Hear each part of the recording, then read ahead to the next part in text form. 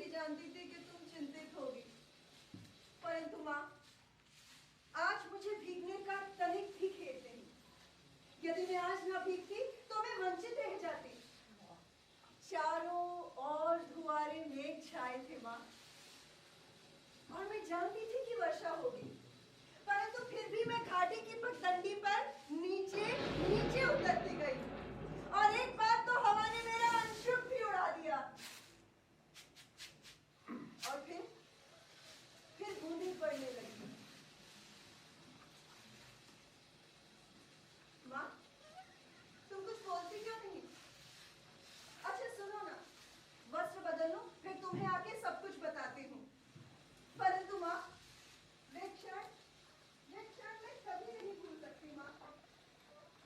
सौंदर्य का ऐसा साक्षात्कार मैंने कभी नहीं किया। वे क्षण बहुत बहुत बहुत अद्भुत थे माँ। जैसे वो सौंदर्य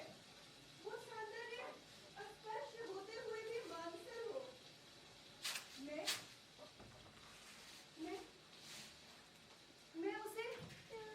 मैं उसे छू सकती थी, पी सकती थी, अपने अंदर समा सकती थी माँ। और आज पहली बार मैंने अनुभव किया कि वो क्या है जो भावना को कविता का रूप दे देता है।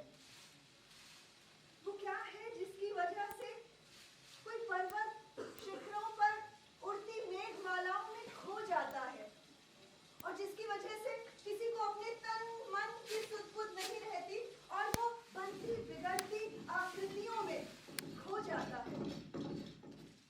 माँ, तुम कुछ बोलती क्यों नहीं? मल्लिका देख रही, मैं काम कर रही हूँ। काम तो तुम हमेशा करती हो माँ, मुझसे बातें करो ना। क्या बात करूं? कुछ भी बात करो। मुझे डांटो कि मैं भीग कर क्यों आई हूँ, या कहो कि तुम सुबह से काम कर रही थी इसलिए बचा हुआ धान मैं फटक दूं, या कहो कि तुम घर में अकेली थी इसलिए तुम्हें अच्छा नहीं लग रहा। मुझे सब अच्छा लगता है, और मैं दुकेली कब होती हूँ?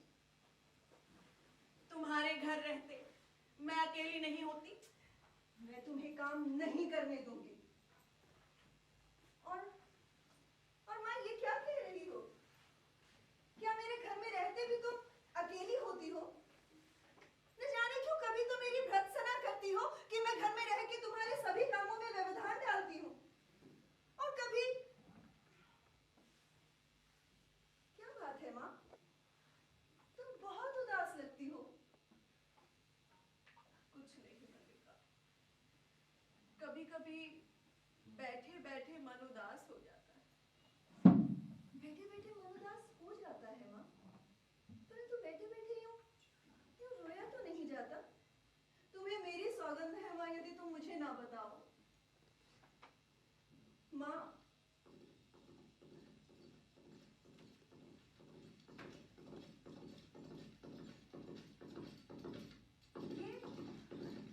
ये कौन लोग हैं माँ?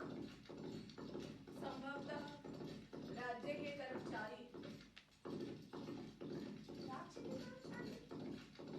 परंतु मैंने ये आकृतियां यहाँ कभी नहीं देखी। ये यहाँ क्या कर रहे हैं माँ? जाने क्या कर रहे हैं। कभी वर्षों में ये आकृतियां यहाँ दिखाई देती हैं, किंतु जब भी आते हैं कोई ना कोई अनिष्ट होता है। कभी युद्ध की सूचना आती है तो कभी महामारी की। पिछली महामारी में जब तुम्हारे पिता की मृत्यु हुई तब ये आकृतियां मैंने यहाँ देखी थी, परंतु आज ये लोग। माँ, तुमने बात नहीं बताई। अग्निमित्र आज लौट आया। अग्निमित्र लौट आया है? किंतु कहां से? जहां मैंने उसे भेजा था। तुमने भेजा था? परंतु मैंने तुम्हें मना किया था माँ कि अग्निमित्र को कहीं पर भी भेजने की आवश्यकता नहीं है। तुम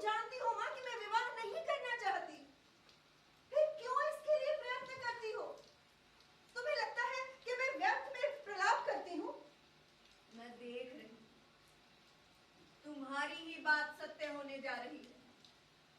अग्निमित्र संदेश लाया है कि वे इस विवाह के लिए प्रस्तुत नहीं हैं। कहते हैं। क्या कहते हैं? क्या अधिकार है उन्हें कुछ भी कहने का? मल्लिका का जीवन उसकी अपनी संपत्ति है और यदि वो उसे नष्ट करना चाहे तो किसी को भी कुछ कहने का क्या अधिकार है? मैं कब कहती हूँ मुझे अधिकार है? माँ, मैं तुम्हारे अधिकार की बात नहीं कर रही। तुम ना कहो, मैं कह रही हूँ तुम्हारा जीवन अब तुम्हारी संपत्ति, मेरा उस पर कोई अधिकार नहीं। माँ, तुम मुझे समझने का प्रयत्न क्यों नहीं करती माँ? मैं सब समझती हूँ, तुम पर अब तुम्हारा भी अधिकार नहीं। माँ, किंतु इतना बड़ा अपवाद मुझसे नहीं सहा जाता। माँ, अपवाद की बात मैं समझती हूँ माँ, तुम्हारे दुख की बात भी मैं समझती हूँ, परंतु मैं क्या करूँ माँ? मुझे अपराध का अनुभव नहीं होता। मैंने भावना में एक भावना का वर्ण किया है माँ, और ये भावना मेरे लिए कोमल है, पवित्र है, अनश्वर है माँ। और मुझे ऐसी भावना से वितृष्णा होती है। कोमल, अनश्वर, पवित्र, हाँ। भावना का वर्ण किया। तुम जिसे भावना कहती हो वह केवल छलना और आत्म प्रवंचना है। मैं पूछती हूँ, भावना में भावना का वर्ण क्या होता है? उसे जीवन की आवश्यकताएं कैसे पूरी होती है? भावना में भावना का वर्ण किया। माँ, जीवन की स्थूल आवश्यकताओं के आगे भी तो जीवन है। ये आवश्यकताएं ही तो सब कुछ नहीं है ना माँ? और सच पूछो तो तुम भी ग्राम के अन्य व्यक्ति की तरह उन्हें सदैव संदेह और वितृष्णा की दृष्टि से देखती हो माँ?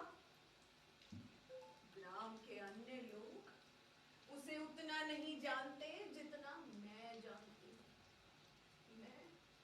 मैं उससे घृणा करती हूँ। ग्राम के अन्य लोगों को उससे क्या प्रयोजन है? किंतु मुझे है। उसके प्रभाव से मेरा घर नष्ट हो रहा है। माँ, मल्लिका, मल्लिका। माँ, कहाँ चल दी माँ? माँ का जीवन भावना नहीं, कर्म। उससे घर में अन्य भी काम है। माँ,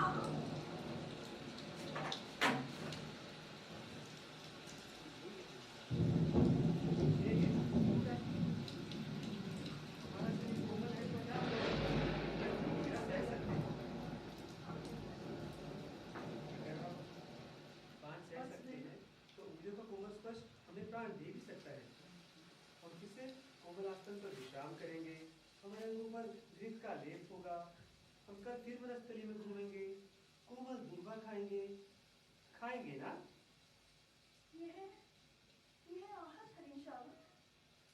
परंतु यहाँ ऐसा कौन है जिसने इसे आहत कर दिया? आज गांव प्रांतन में कुछ नई आकृतियां देख रहा हूँ। राज्य के कुछ कर्मचारी आए हैं। मल्लिका, दूध हो तो किसी भाजन में ले आओ। हाँ, माँ ने दूध हटाकर रखा है, मैं अभी लाती हूँ।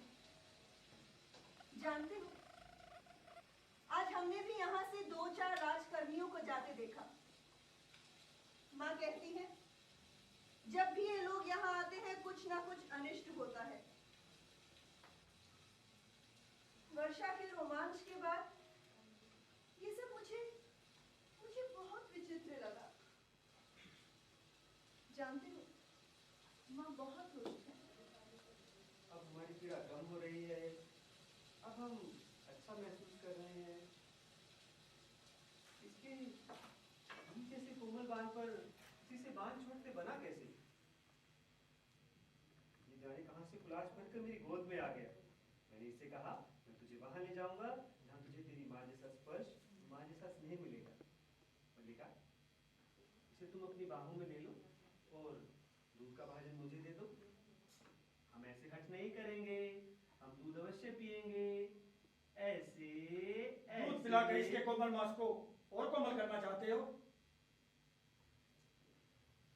जहां तक मैं जानता हूं, हम परिचित नहीं हैं।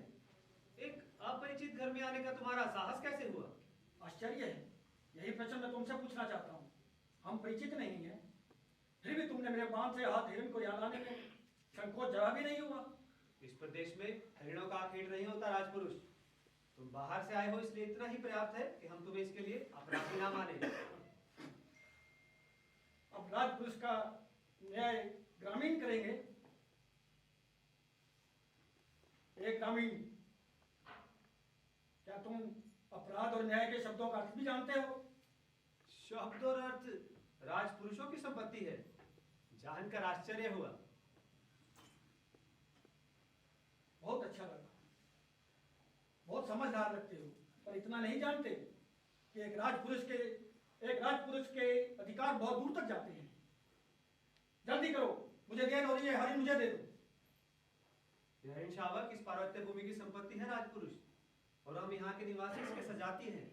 तुम यह सोचकर भूल कर रहे हो कि हम इसे तुम्हारे हाथों में सौंप देंगे। मल्लिका, इसे मुझे दे दो, मैं इसे अपने घर ले जाऊंगा।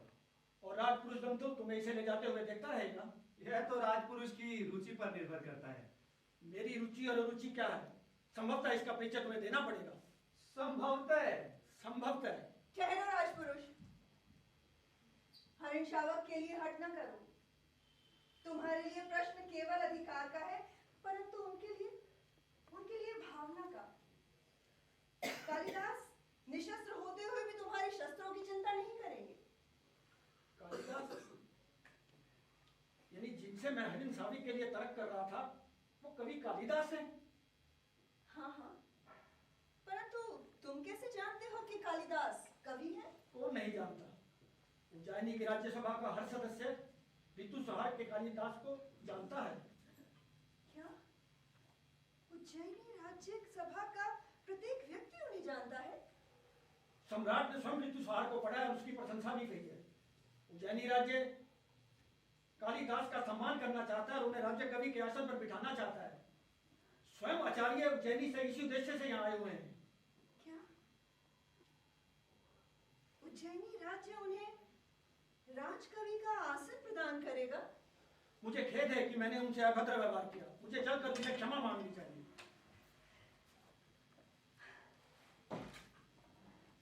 कालिदास को राजकवि, माँ, तुमने सुना माँ? तुमने सुना? राज्य उन्हें राजकवि का आसन दे रहा है माँ। सुना तुमने? तुम समझ सकती हो माँ कि आज मैं कितनी प्रसन्न हूँ माँ, मैं कितनी प्रसन्न हूँ। मेरे पास कुछ भी सोचने समझने की शक्ति नहीं। मुझे जाने दो, मुझे घर में बहुत काम। नहीं माँ, माँ, बैठो बैठो। माँ, तुम समझ सकती हो माँ कि आज मैं कितनी प्रसन्न हूँ। राज्य उन्हें राजकवि का आसन दे रहा है माँ। उस व्यक्ति को जिसे कभी उसके परिजनों ने भी नहीं समझा, जिसे उसके घर में और बाहर सदैव संदेह और वितृष्णा की दृष्टि से देखा गया है। माँ, अब तो तुम मानती हो ना कि मेरी भावना निरर्थक नहीं? मैं कह चुकी, मेरी सोचने समझने की शक्ति जड़ हो चुकी है। क्यों माँ? क्यों तुम्हें इतना पूर्वाग्रह है? क्यों तुम उनके बारे में उदारता पूर्वक नहीं सोच सकती? मेरी वह अवस्था बीत चुकी है जब यथार्थ से आंखें मूंद कर जिया जाता है, और तुम्हारी यथार्थ की दृष्टि केवल दोष ही दोष देखती है।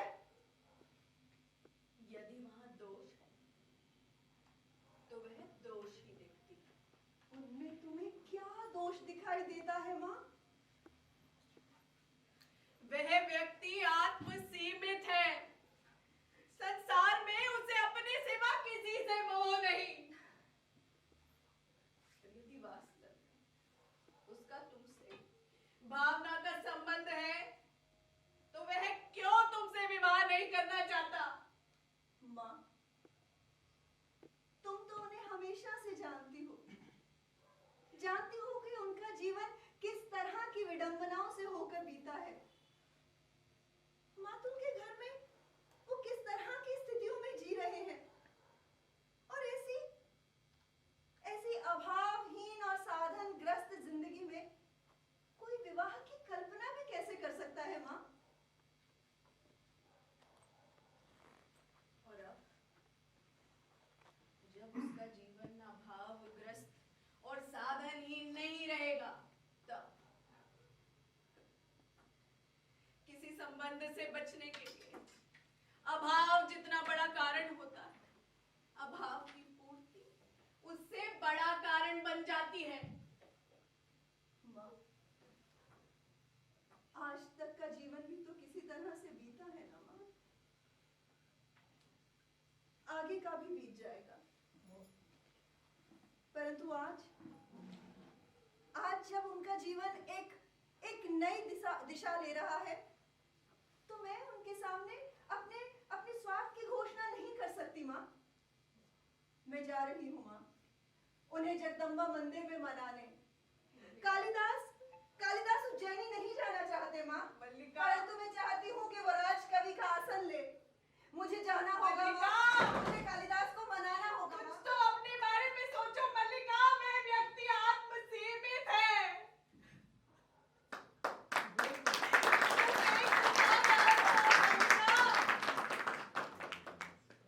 मल्लिका, क्यों नहीं समझते तुम मल्लिका?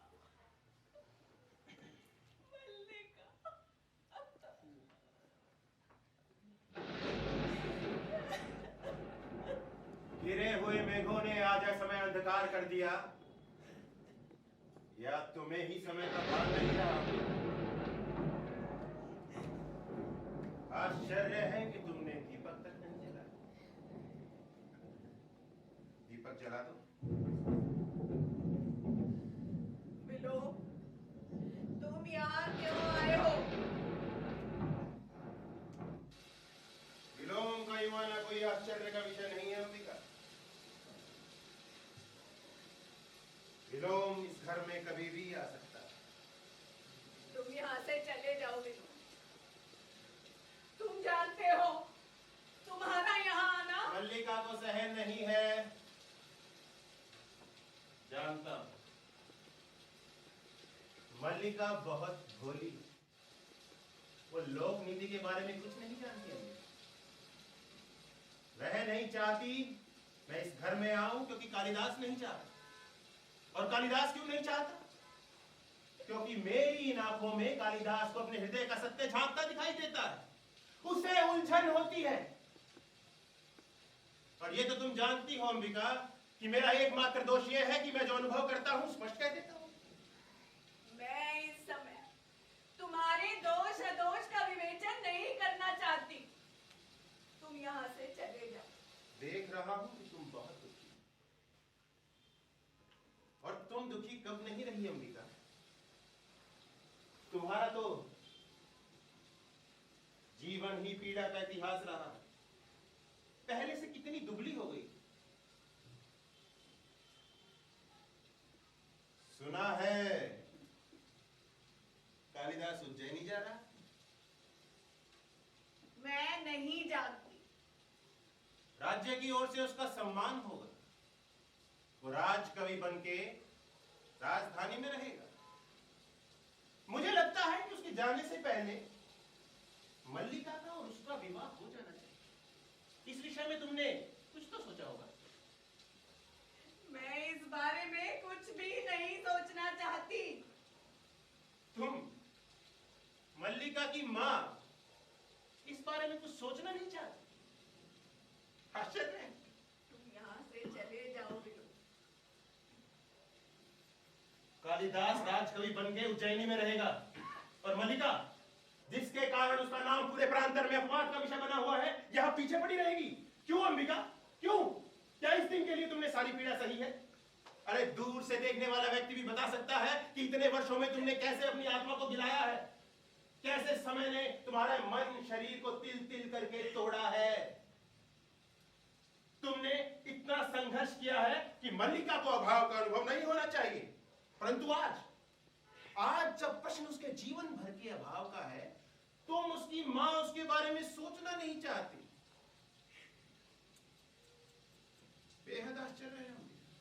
तुम यह सब कह मेरा दुख कम नहीं कर रहे हो विलोम। मैं तुमसे अनुरोध करती कि तुम यहाँ से चले जाओ और मुझे यहाँ अकेली रहने दो। परंतु मुझे ऐसा क्यों लगता है कि इस समय मुझे यहाँ होना चाहिए? और वैसे भी ये सब मैं तुमसे कहने नहीं आया हूँ अंबिका, उससे कहने आया हूँ। मैंने अभी मल्लिका को जगदम्बा के मंदिर की ओर जाते देखा। आशा कर रहा हूं कि वह भी आए। मैं कुछ क्षण उसकी यहीं प्रतीक्षा करूंगा।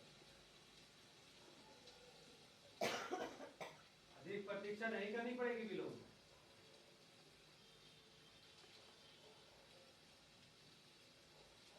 जानता हूं तुम कब, कहां और क्यों मेरे साक्षात्कार के लिए उत्सुक होते हो।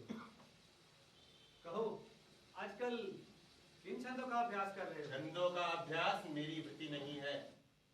मैं जानता हूं तुम्हारी वृत्ति दूसरी है, और सर्वथा उसी वृत्ति ने छंदों का अभ्यास छुड़ा दिया है। आज निसंदेह तुम अपने छंदों के अभ्यास पे गर्व कर सकते हो कालिदास। सुना है राजधानी से निमंत्रण आया। मैंने भी सुना है तुम्हें दुख हुआ। दुख? हाँ हुआ। एक मित्र के बिछड़ जाने का भला किसे दुख नहीं होगा। सुबह ब्रह्म मुहूर्त में निकल जाओगे। मैं नहीं जानता, लेकिन मैं जानता हूं। आचार्य ब्रह्म मुहूर्त में ही निकल जाना चाहते हैं। राजधानी के वैभव में जाके ग्राम प्रांतर को भूल तो नहीं जाओ। सुना है वहां के जीवन में बहुत तरह के आकर्षण, रंगशालाएं, मदिरालय, तरह तरह की अरे विलास। विलोम, यह समय और स्थान इस तरह की बातों के लिए नहीं है। और आप शायद ये महसूस नहीं कर रहे कि आप यहाँ पर एक अनचाहे अतिथि के रूप में उपस्थित हैं। ये महसूस करने की मैंने आवश्यकता नहीं समझी। मैं जानता हूं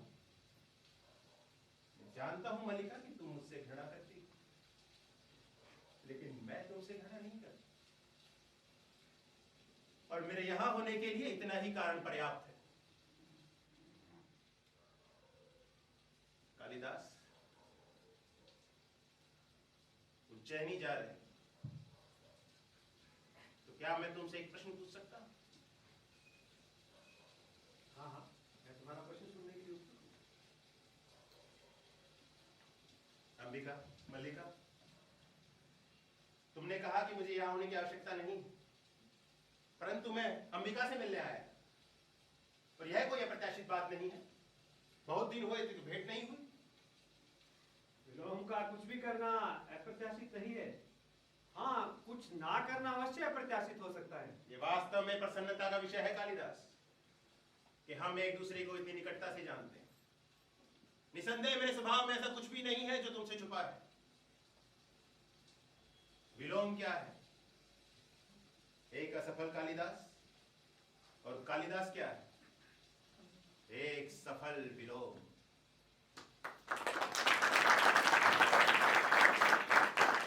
हम एक दूसरे के बहुत निकट पड़ते हैं। कभी विपरीत एक दूसरे के बहुत निकट पड़ते हैं। अच्छा है कि तुम इस सत्य को स्वीकार करते हो। तो क्या इसी अधिकार से तुमसे एक प्रश्न पूछ सकता हूं? संभव है कि फिर तुमसे मिलने का कभी अवसर ही प्राप्त ना हो। एक दिन का व्यवधान तुम्हें हमसे बहुत दूर कर देगा ना। वर्षों का व्यवधान भी विपरीत को विपरीत से दूर नहीं कर सकता। कहो, क्या पूछना चाहते हो?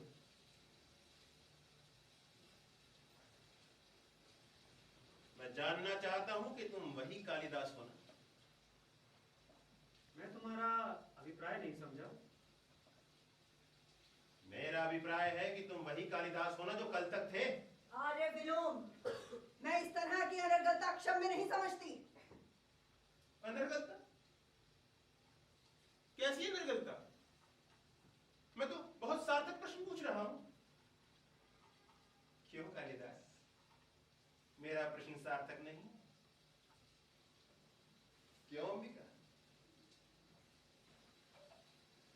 मैं इस संबंध में कुछ नहीं जानती और ना ही जानना चाहती। ठहरो अंबिका, आज तक ग्राम प्रांतर में कालिदास और मल्लिका के संबंध को लेकर जो कुछ कहा जाता रहा है, आर्य विलोम, क्या उसको ध्यान में रख के कालिदास को यह स्पष्ट कर देना नहीं चाहिए कि उसे उज्जैनी अकेले जाना है मल्लिका के साथ? आर्य विलोम, आप अपनी सीमा से बाहर जाकर बात कर रहे हैं। मैं बच्ची नहीं हूं, अपना भला बुरा स्वयं समझ सकती हूं। और आप शायद ये नहीं महसूस कर रहे कि आप यहाँ पर एक अनचाहे अतिथि के रूप में उपस्थित हैं। उसकी मैं आवश्यकता नहीं समझता, मैं पहले भी कह चुका हूं। तुम मुझसे घृणा करती रहो मल्लिका, परंतु मैं तुमसे घृणा नहीं करूंगा। चला जाता हूं।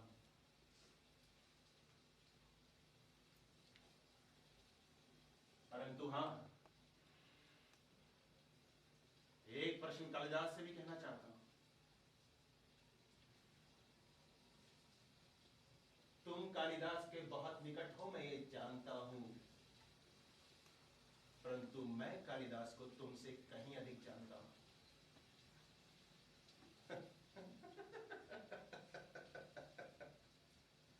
अच्छा कालिदास, तुम्हारी उज्जैनी यात्रा शुभ हो।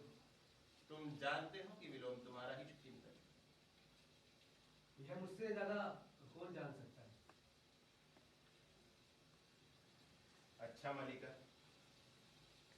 अनचाहा अतिथि संभवतः फिर भी पहुंचे, उसके लिए क्षमा मांगते हो।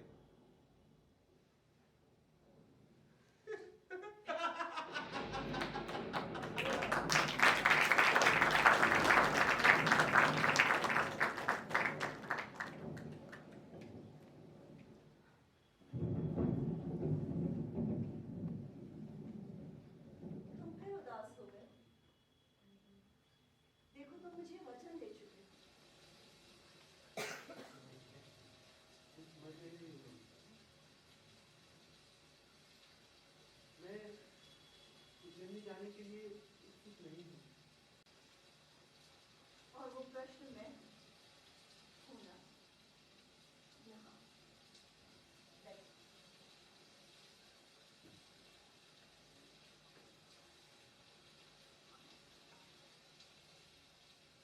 तुम मुझे जानते हो तुम्हें क्या लगता है कि यदि तुम इस प्रस्ताव को ठुकरा दोगे तो मुझे सुख होगा?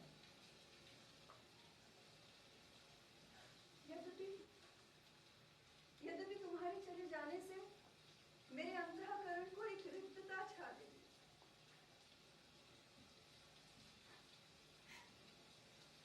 बाहर भी संभवतः बहुत सूना सूना लगेगा, परंतु मैं खुद से छल नहीं कर रही हूँ। मैं हृदय से कहती हूँ तुम्हें जाना चाहिए। मैं चाहता हूँ तुम एक बार अपनी आंखें देख पाती। मेरी आंखें इसलिए गीली हैं क्योंकि तुम मेरी बात नहीं समझ रहे। भरोसा करो, तुम यहाँ से जाकर भी मुझसे दूर नहीं जाओ। यहाँ ग्राम प्रांतर से जो भी तुम्हें ग्रहण करना था तुम कर चुके हो। और यहाँ के लोग तुम्हें समझते नहीं है। वे सामान्य की कसौटी पर तुम्हें परखना चाहते हैं। और मैं तुम्हें जानती हूँ कि यदि कोई भी रेखा तुम्हें घेरे तो तुम घिर जाओगे। मैं तुम्हें घेरना नहीं चाहती। प्रश्न तुम्हारे घेरने का नहीं है मल्लिका, अनुभव करता हूँ कि यह ग्राम प्रांत मेरी वास्तविक भूमि है और मैं कई सूत्रों से इस भूमि से जुड़ा हूँ। उन सूत्रों में तुम हो, यह मेघ और आकाश है, यहाँ की हरियाली है, पशुपाल है, हरिण शावक है। अगर मैं यहाँ से गया तो मैं अपनी भूमि से उखड़ जाऊंगा। तुम ये क्यों नहीं समझते कि अब तुम्हारी प्रतिभा को नई भूमि की आवश्यकता है और नई भूमि और भी उर्वरा होगी। नई भूमि सुखा भी तो सकती है। कोई भूमि ऐसी नहीं होती जिसके अंतःकरण में कोमलता का स्पर्श न हो। और तुम्हारी प्रतिभा उस कोमलता को अवश्य स्पर्श कर देगी। और जीवन की कुछ अपेक्षाएं भी तो होंगी। ये क्यों महत्वपूर्ण है कि तुम उन अपेक्षाओं को पूरा करो? तुम दूसरों के लिए नई अपेक्षाओं का सृजन भी तो कर सकते हो। मुझे मन में बहुत शंकाएं उठती हैं। मुझे उत्साह का अनुभव नहीं होता मल्लिका।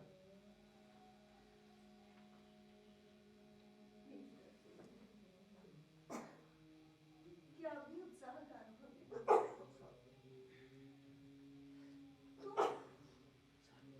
तुम यहाँ से जाकर भी यहाँ से दूर नहीं जा पाओगे।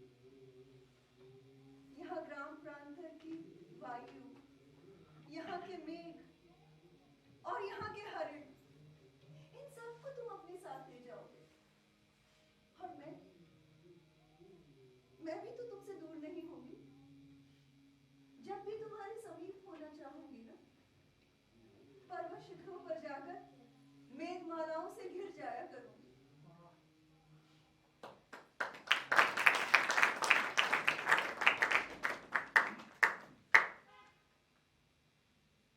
देखो देखो, फिर से मेघ घिर आए हैं। लगता है वर्षा होने वाली है। यूं भी बहुत अंधकार हो गया है। आचार्य तुम्हारी प्रतीक्षा करते होंगे। मुझे जाने के लिए कह रही हो। हाँ,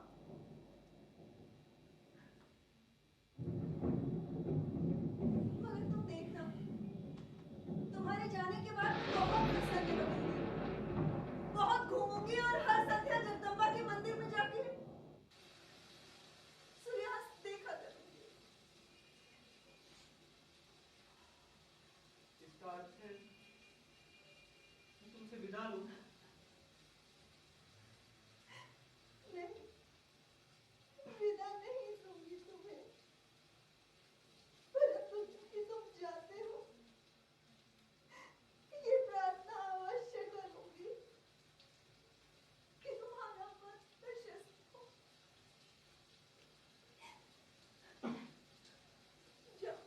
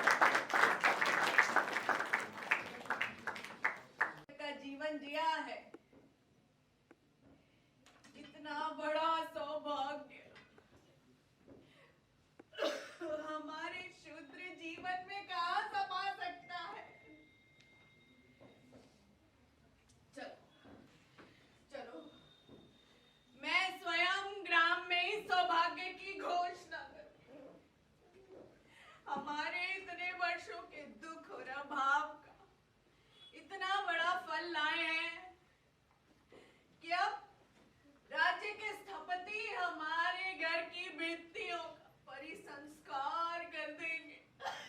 बैठ जाओ बैठ जाओ अंबिका। माँ, बैठ जाओ। आज ग्राम के पास तुम्हारी बात सुनने का अवसर नहीं है। वो आए हुए अतिथियों के सत्कार में लगे। वे यहाँ के पत्थर तक बटोर के ले जाना चाहते हैं। यहाँ के पत्थर एकदम से मूल्यवान समझे जाने लगे। यहाँ के पत्थर हमेशा से मूल्यवान थे आर्य विलोम। हाँ, ये बात अलग है कि इससे पहले उनका मूल्य किसी ने नहीं समझा। तो जाकर तुम भी क्यों नहीं बटोर लेती? संभव है कि वे लोग ये पत्थर शेष ना रहने दें और तुम्हारी भावना का कोई आधार ही ना रह जाए। माँ, तुम बैठ जाओ माँ, बैठ जाओ। ग्राम में बहुत उत्साह है अंबिका। ये दिन इस प्रदेश का एक बहुत बड़ा दिन है। गांव के लोग अपने पशुओं तक की चिंता नहीं कर रहे। वो आए अतिथियों के लिए पान और भोजन की सामग्री जुटाने में लगे। सुना है उनकी सामग्री में कुछ हरिण शावक भी होगी। ये सत्य नहीं है। सत्य नहीं है, परंतु इंद्रगुप्त और विष्णु शर्मा ने तो यही कहा है कि इस बात का कुछ और अर्थ भी हो सकता है। कुछ और क्या अर्थ हो सकता है? क्या राजकन्या हरिण शावकों से खेला करेंगी? आर्य विलोम, इन सभी बातों का कुछ और अर्थ हो सकता है। या राजधानी से आए कलाकार उनकी अनुकृतियां बनाएंगे? वो किसी भी चीज को यहां छोड़ना नहीं चाहते। प्रत्येक पेड़, पत्ता, तिनका सबकी अनुकृतियां बना देना चाहते हैं। अब कहो, इसका भी कुछ और अर्थ हो सकता है? हाँ, इन सभी बातों का कुछ और अर्थ हो सकता है आर्य विलोम। मैं कब कहता हूं कि कुछ और अर्थ नहीं है? अर्थ स्पष्ट है कि वे लोग यहाँ की प्रत्येक वस्तु को विचित्र रूप से देखते हैं। तुम, मैं, ये पर्वत, पहाड़, घर सब उनके लिए विचित्र हैं। मैं तो उनकी वैचित्र्य की सूक्ष्म दृष्टि की प्रशंसा करता हूं कि जहां वैचित्र्य नहीं है वहां भी वैचित्र्य देख लेती। अंबिका, एक कलाकार को मैंने खुद धूप में अपनी ही परछाई की आकृति बनाते देखा है।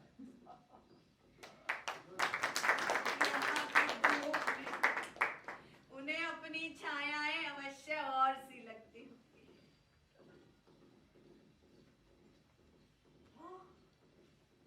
वो कौन सी राक्षसी थी जो किसी को भी उसकी छाया से पकड़ लेती थी? मैं चाहती हूँ मैं ही वो राक्षसी होती। तो माँ, आज मैं माँ, आर्य विलोम, आप यहाँ से चले जाइए। आपकी बातों से हमारी माँ का मन क्षुब्ध होता है। मेरी बातों से मां का मन शुद्ध होता है, परंतु मैं समझता हूं कि कुछ और कारण है उसका। अंबिका भी जानती है उसका मन क्यों शुद्ध होता है, और जो बात अंबिका के मन में आती है मैं उसको मुख से कह देता हूं। बस हमें इतना ही था फर्क। आर्य विलोम, मैं आपसे निवेदन कर रही हूँ कि आप यहाँ से चले जाइए, अन्यथा यहाँ कोई अयाचित परिस्थिति उत्पन्न हो जाएगी। राजधानी के लोग आए हुए हैं, उनमें कालिदास भी आया। आश्चर्य है कि उसने यहाँ आने की जरूरत नहीं समझी। उसने यहाँ आना उचित नहीं समझा, क्योंकि वह जानता है अंबिका अभी जीवित है। परंतु उसे आना चाहिए। क्यों मलिका? आर्य विलोम, तुम्हें नहीं लगता कि कालिदास को यहाँ आना चाहिए? आर्य विलोम, यदि वे यहाँ आए उस स्थिति में भी आपको यहाँ नहीं होना चाहिए। मैं आपसे प्रार्थना कर रही हूँ कि आप यहाँ से चले जाइए। परंतु ये स्थान क्या बुरा है? माँ, जब वो गया था तब भी यही हुई थी मुलाकात, और आज भी यही, और उसी स्थान पर मिलने से वर्षों के अंतराल का अनुभव नहीं होता।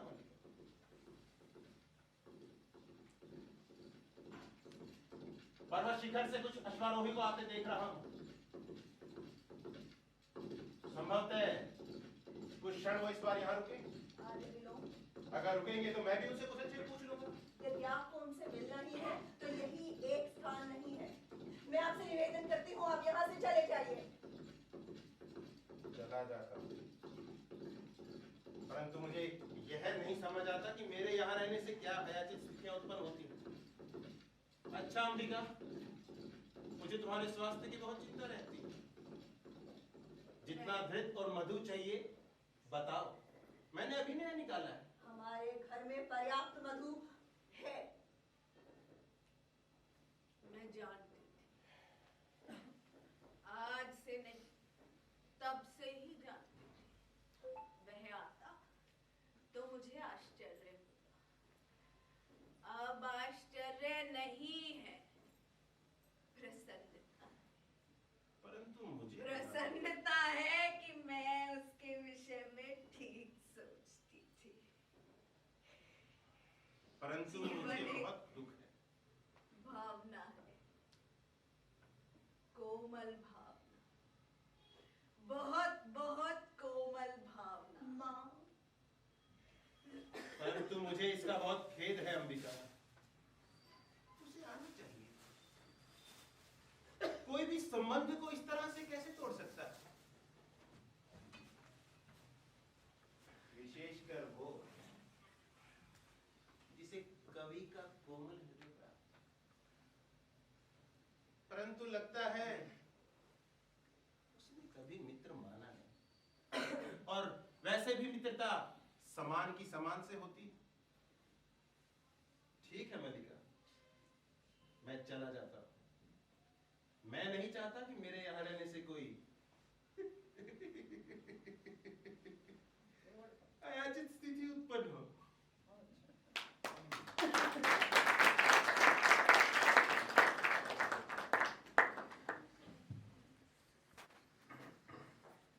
कुछ और वर्षों के बाद मल्लिका की मां अंबिका का देहांत हो चुका है और उसके घर की हालत और भी जीर्ण शीर्ण हो गई है। मल्लिका को पता चलता है कि कालिदास कश्मीर का शासन संभाल रहा था। स्थितियां खराब होने की वजह से वो शासन कालिदास के हाथों से चला गया है, परंतु वह उज्जैनी नहीं गया। अभी तो उसने संन्यास ले लिया और काशी चला गया। कालिदास के बारे में जब यह जानकर मल्लिका टूटकर बिखर जाती है और उसे अपने किए हुए त्याग और बलिदान के लिए लज्जा महसूस होती है, तब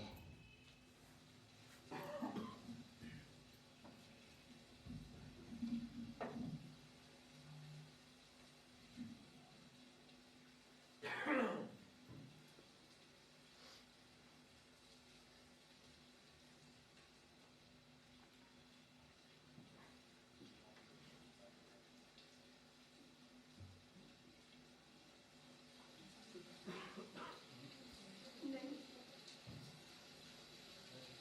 तुम काशी नहीं गए। तुमने संन्यास नहीं लिया।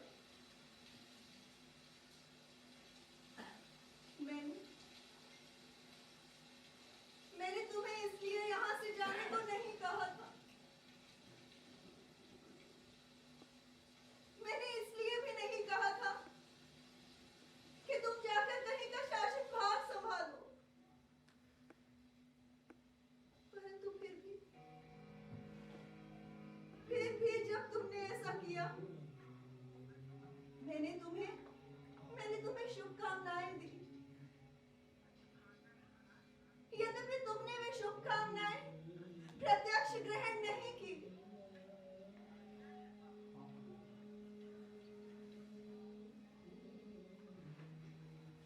मैं जानती हूँ कि मैं तुम्हारे जीवन में अब नहीं रही, परंतु तुम तो सदैव मेरे जीवन में बने रहे हो। मैंने तुम्हें कभी अपने आप से अलग नहीं होने दिया।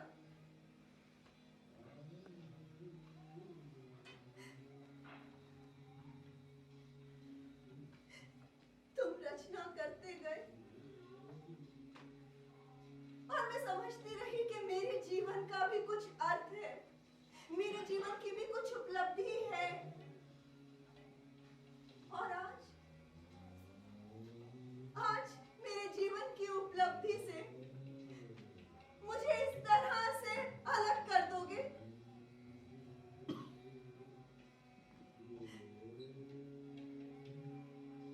हाँ, तुम जीवन से तटस्थ हो सकते हो, परंतु मैं तो अब तटस्थ नहीं हो सकती। क्या जीवन को तुम मेरी दृष्टि से देख सकते हो, पहचान सकते हो मुझे, महसूस कर सकते हो कि ये जीवन मैंने किस तरह से जिया है, कैसे इसका एक एक दिन बिताया है, क्या हुई हूँ।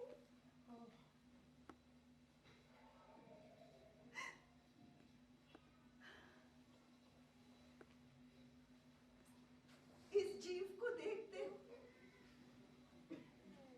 पहचान सकते हो इसे।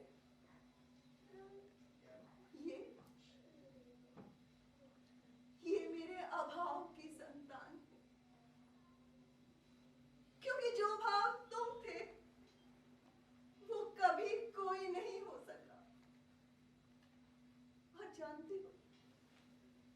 जानते हो अभाव के कोष्ठ में कितनी भिन्न भिन्न आकृतियां बनती हैं।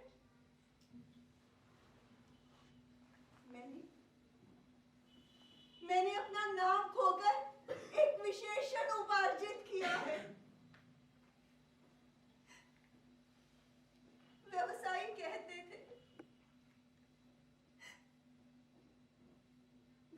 कहते थे कि उज्जैनी में बहुत अपवाद है। तुम्हारा अधिकतर समय वारांगनाओं के सहवास में बीतता है।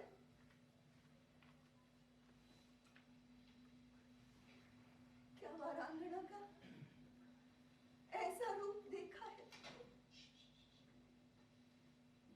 पहचान सकते हो मुझे?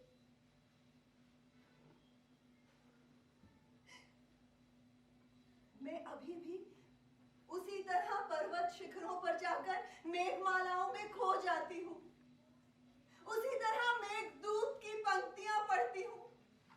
मैंने अपने भाव के कोष्ठ को कभी रिक्त नहीं होने दिया। परंतु तुम क्या कभी मेरे जीवन के अभाव को समझ सकते हो? नहीं, तुम नहीं समझ सकते। एक बार तुमने लिखा था ना कि एक दोष को गुणों का समूह उसी तरह ढक लेता है जैसे एक कलंक को चंद्रमा की रोशनी। परंतु दारिद्र्य नहीं छुपता। 100 गुणों से भी नहीं छुपता, नहीं छुपता ही नहीं।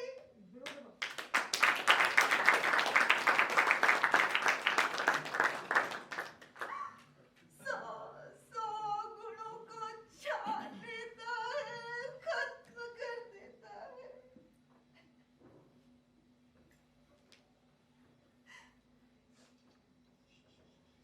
परंतु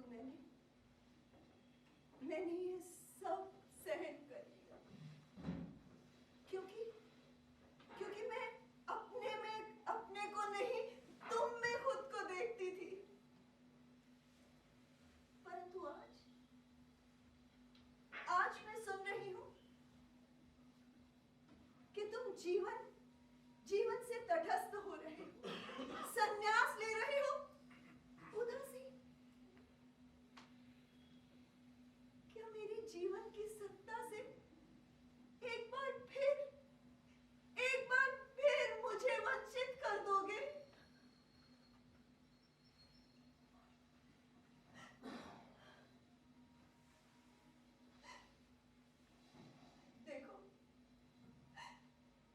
देखो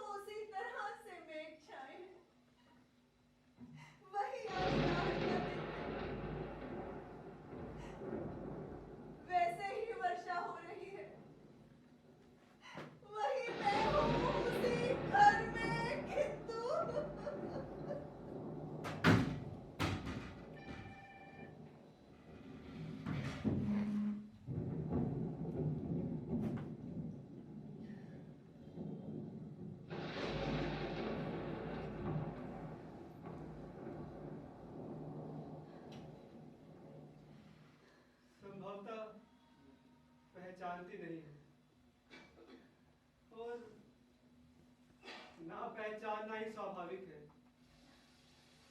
क्योंकि मैं वो व्यक्ति नहीं हूं जिसे तुम पहचानती रही हो, कोई दूसरा व्यक्ति हूं। और सच कहूं तो वो व्यक्ति हूं जिसे मैं खुद भी नहीं पहचानता। तुम इस तरह जर्सी क्यों खड़ी हो? मुझे देखकर बहुत आश्चर्य हुआ।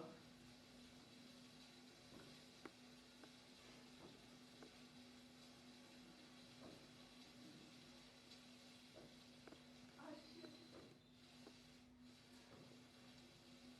मुझे मुझे विश्वास नहीं होता कि मैं जिसे देख रही हूँ वो तुम हो, और मैं जो तुम्हें देख रही हूँ वो मैं ही हूँ क्या? देख रहा हूं, तुम भी वो नहीं हो। सब कुछ बदल गया है। यह संभव है कि परिवर्तन केवल मेरी दृष्टि में हुआ है। मुझे विश्वास नहीं होता कि ये कोई स्वप्न नहीं है। स्वप्न नहीं है, यथार्थ है कि मैं यहाँ हूँ। दिनों की यात्रा करके थका टूटा हारा यहाँ पहुंचा हूँ कि एक बार यहाँ के यथार्थ को देख लूं। तुम बहुत भीग गए हो। मेरे घर में सूखे वस्त्र तो नहीं है, परंतु यदि तुम मेरे कहो तो भीगे मैं- होने की चिंता मत करो। तुम जानती हो, कभी कभी वर्षा में भीगना भी जीवन की एक महत्वाकांक्षा हो सकती है।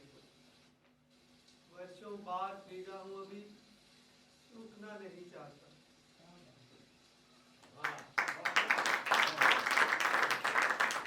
लगता है तुम बहुत थक गए हो। थक गया था, अब भी थका हूं, परंतु वर्षा ने थोड़ी थकान कम कर दी है।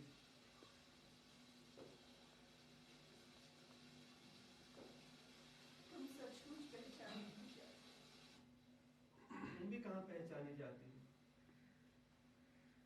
ये घर भी कितना बदल गया है। सब कुछ कितना अपरिचित लग रहा है। इसलिए कह रहा हूँ, संभवतः दृश्य उतना नहीं बदला जितना मेरी दृष्टि बदल गई।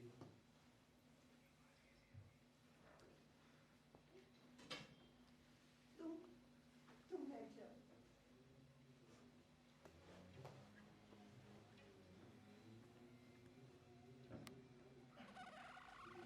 बहुत बहुत थके हुए लगते हो। जानती हो मल्लिका, मैंने बहुत बार हमारे विषय में सोचा, और मैं हर बार इस निष्कर्ष पर पहुंचा कि ठीक कहती थी।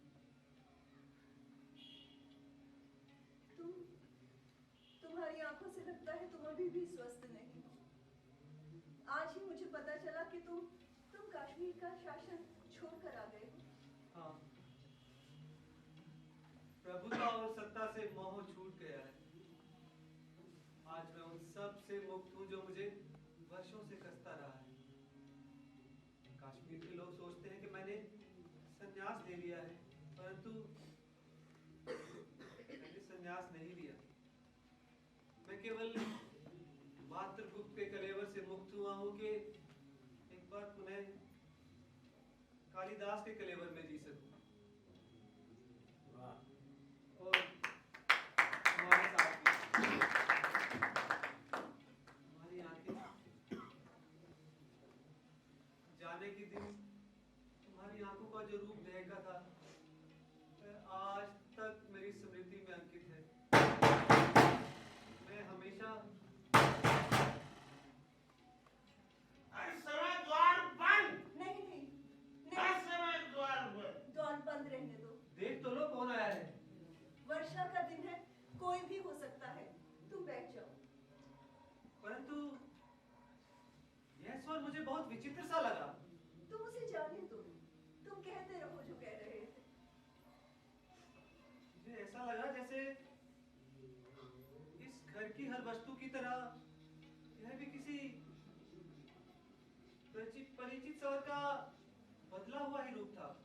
कह रही हूँ ना, वर्षा का दिन है, किसी को भी आश्रय की आवश्यकता हो सकती है। तुम क्या कह रहे थे? मैंने हमारे बारे में बहुत कुछ सोचा है मलिका, किंतु जब मैं यहाँ आया तो यह घर मुझे इतना अपरिचित लगा, इतना पहले कभी नहीं लगा। और तुम भी तो कितनी बदल गई हो, एकदम अपरिचित। मैं ये सोच रहा था कि मैं जब भी यहाँ आऊंगा सब कुछ वैसा ही होगा, ज्यों का त्यों यथास्थान। परंतु कुछ भी तो यथास्थान नहीं, सब कुछ बदल गया है, सभी कुछ बदल गया है मलिका। तुमने सब कुछ बदल दिया। नहीं, मैंने नहीं बदला। जानता हूँ तुमने नहीं बदला, परंतु जब जब मैंने हमारे विषय में सोचा तब मुझे अंबिका की बात याद आती रही। लोग समझते हैं कि मैंने वहां के वातावरण में रहकर बहुत कुछ लिखा है, परंतु मैं जानता हूं मैंने वहां के वातावरण में रहकर कुछ नहीं लिखा। मैंने जो कुछ भी लिखा वो मेरे यहाँ के जीवन का ही संचय था। कुमार संभव, मेघदूत, रघुवंश, अभिज्ञान शकुंतलम, ये सब रचनाओं में मैंने तुम्हारे और मेरे जीवन को ही बार बार दोहराया है। और जब भी इससे हटकर कुछ लिखने का प्रयास किया, रचना प्राणवान नहीं हुई। परंतु जो सोचता हूँ कि तुम वो सब पढ़ पाती, परंतु सूत्र कुछ ऐसा टूटा कि वो सूत्र कभी नहीं टूटा। बैठो बैठो, वो सूत्र कभी नहीं टूटा। नहीं, ये देखो, ये देखो,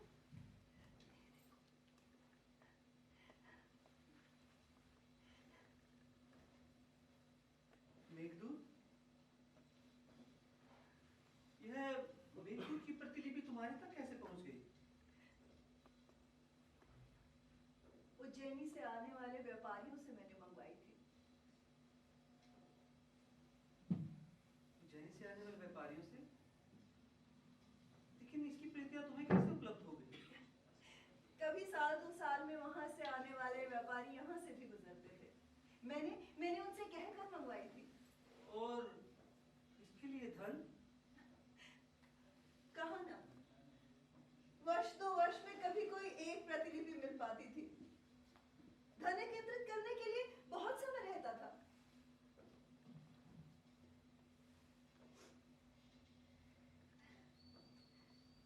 यह कोरे पृष्ठ? ये कोरे पृष्ठ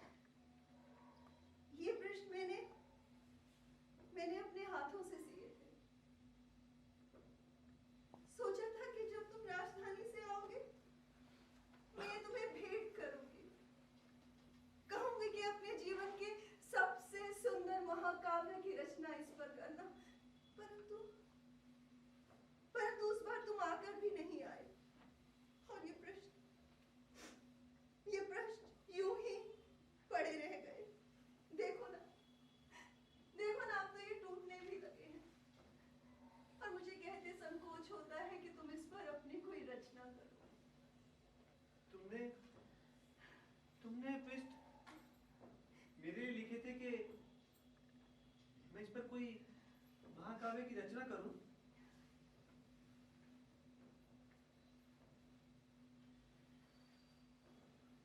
स्थान स्थान पर पड़ी ये पानी की बूंदे निसंदेह वर्षा की बूंदे नहीं हो सकती।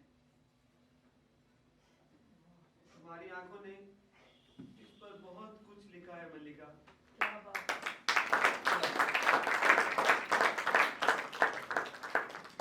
अब इन पृष्ठों पर कहीं कुछ और कहाँ लिखा जा सकता है। इस पर एक महाकाव्य की रचना हो चुकी है। अनंत सर्गों के महाकाव्य की रचना। अब यह पृष्ठ कोरे कहाँ रहे मल्लिका। परंतु मैं सोच रहा था कि जीवन अब भी शेष है। हम आज से आरंभ कर सकते हैं।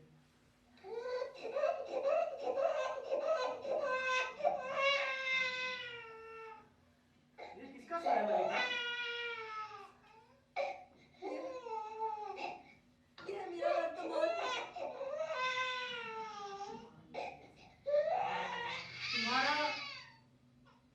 तुम्हारा वर्तमान?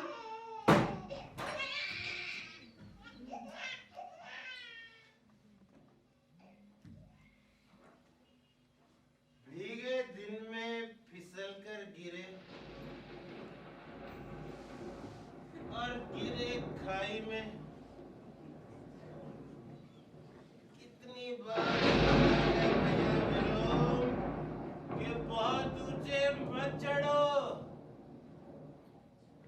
पर भैया विलोम कहाँ मानने लगे। पहले आए तो द्वार पर, लौट के गए फिसल गए, फिर आए तो फिर द्वार बंद। लौट के जाते तो क्या होता। आज का दिन ही ऐसा है।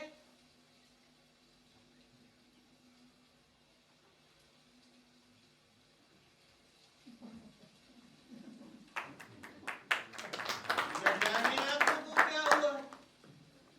कभी कभी अपरिचित आकृति भी परिचित लगती है और कभी परिचित आकृति भी पहचान नहीं आती। अब ये आकृति इतनी परिचित है परंतु मैं इसे पहचान नहीं पा।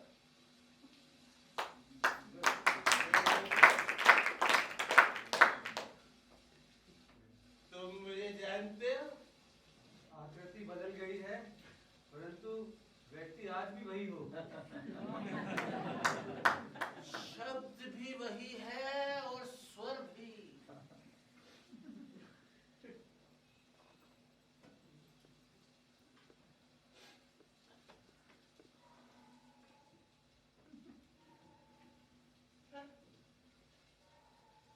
तुम हो तो तुम हो। गिरने और चोट खाने का जैसे सारा कष्ट दूर हो गया। आ, आ। गले नहीं मिलोगे क्योंकि मेरा शरीर मैला है या मुझी से घृणा है, परंतु इससे तुम्हारा मेरा संबंध नहीं टूट सकता।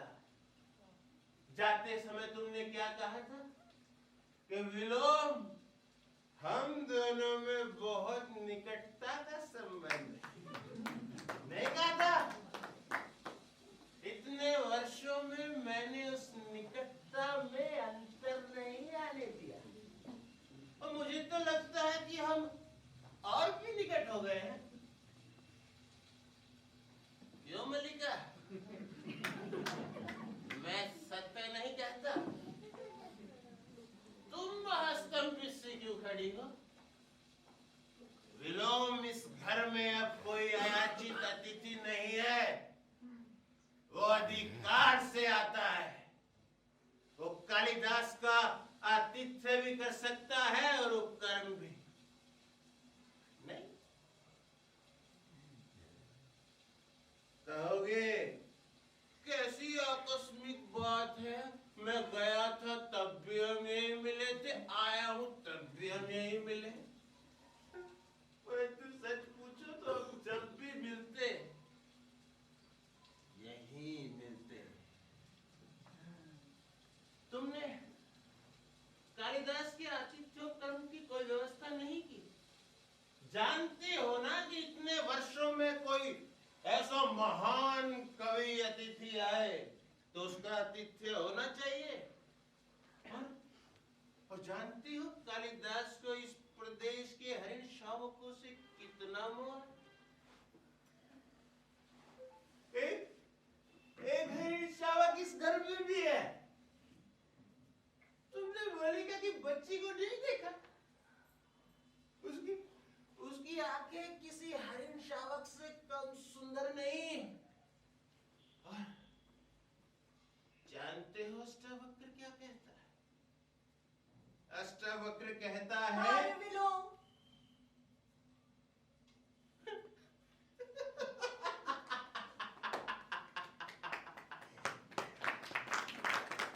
तुम नहीं चाहती कि कालिदास जाने अष्टावक्र क्या कहता है, परंतु मुझे उसकी बात का भरोसा नहीं।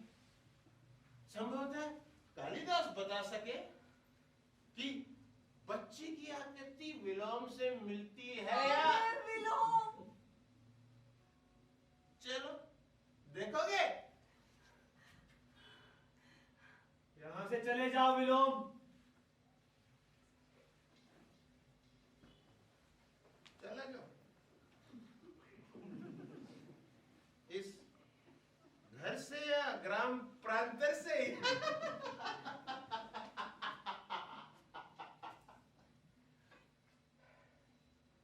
चला जाऊं क्योंकि तुम लौट आए हो।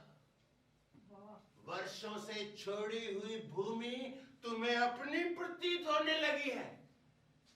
तुम ही तुम हो और कोई नहीं है।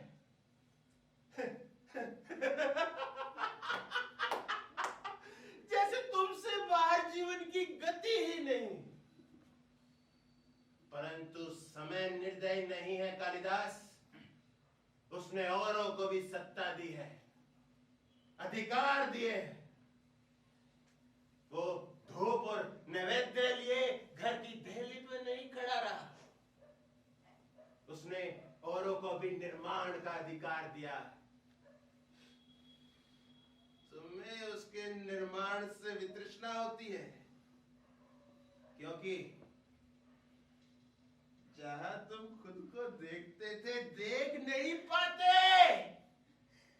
मैं तुमसे एक बार फिर कह रहा हूं, इस समय यहां से चले जाओ विलोम।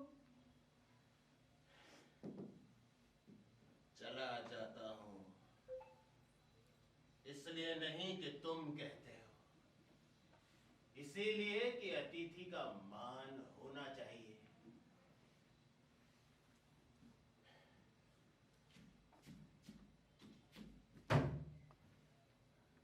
देखना मल्लिका, कालिदास के आतिथ्य में कोई कमी न रहे। वर्षों में आया अतिथि फिर कभी आए न आए।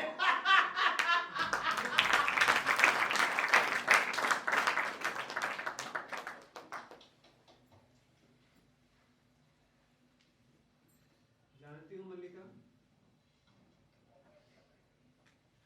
उस दिन ऐसा ही आषाढ़ का एक दिन था। घाटी में मेघ भरे थे और मैं घाटी से एक आहत हरिण शावक को यहाँ उठा लाया। तुमने उसका उपचार किया था। तुम कुछ और भी कह रहे थे। तुम कह रहे थे कि हम कल से आरंभ कर सकते हैं। हाँ, मैं कह रहा था कि हम आज से आरंभ कर सकते हैं, परंतु संभवतः वो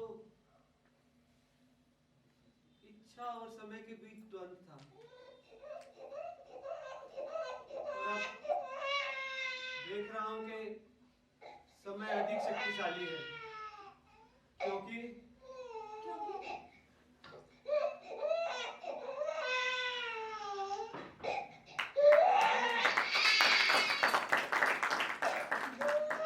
मैं प्रतीक्षा नहीं करता।